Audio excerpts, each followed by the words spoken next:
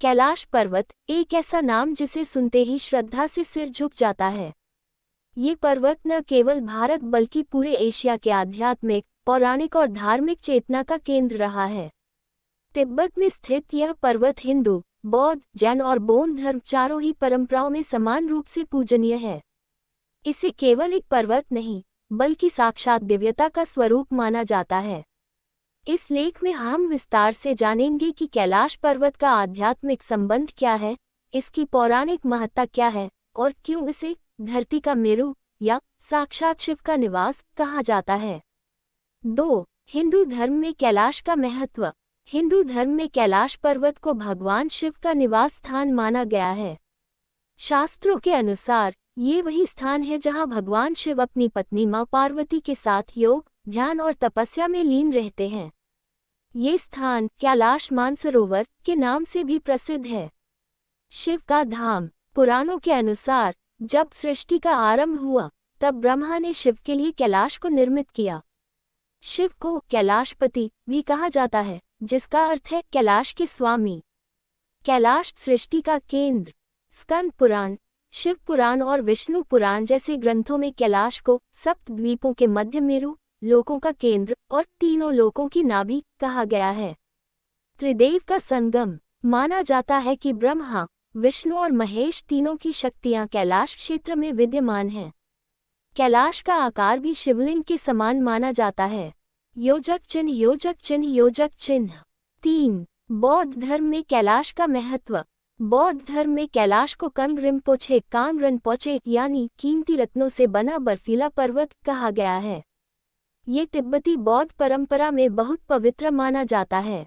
चक्र संवर का निवास। तांत्रिक बौद्ध परंपरा के अनुसार कैलाश चक्र संवर तंत्र का केंद्र है और यही भगवान डेमचोक का निवास स्थान है, जो करुणा और आनंद के प्रतीक हैं।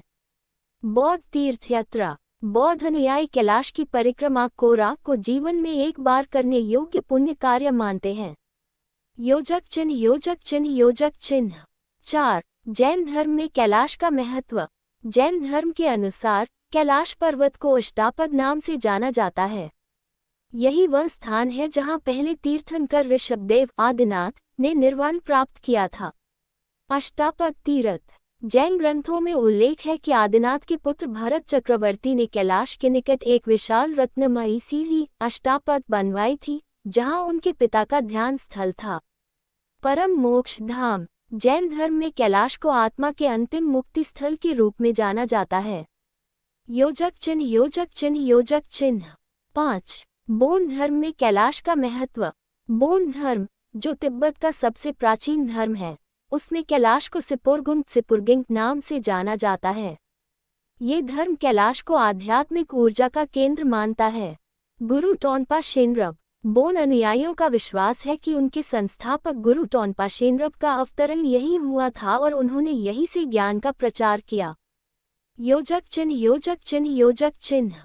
6. कैलाश की परिक्रमा आध्यात्मिक यात्रा।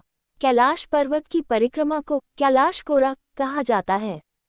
ये लगभग 52 किलोमीटर लंबा मार्ग होता है, जिसे श्रद्धालु पैदल, घोड़े या आग पर तय करते हैं।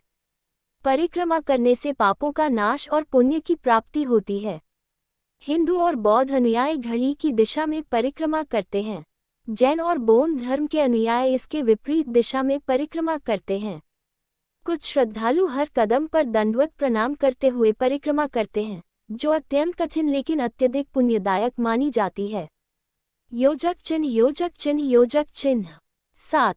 रहस्यमयी कैलाश विज्ञान और आध्यात्म का संगम। कैलाश पर्वत से कई वैज्ञानिक रहस्य भी जुड़े हैं। वैज्ञानिकों ने पाया है कि पर्वत की संरचना एक शिवलिंग के समान है, जो अद्भुत प्राकृतिक रूप से बनी आकृति है। पर्वत के चारों ओर विद्युत चुंबकीय ऊर्जा का विशेष प्रभाव महसूस किया गया है। यहाँ के कंपास और दिशा सूचक यंत्र काम करना बंद कर देते हैं। मानव शरीर पर प्रभाव। यहाँ पर एक अलग प्रकार की मानसिक और शारीरिक ऊर्जा का अनुभव होता है,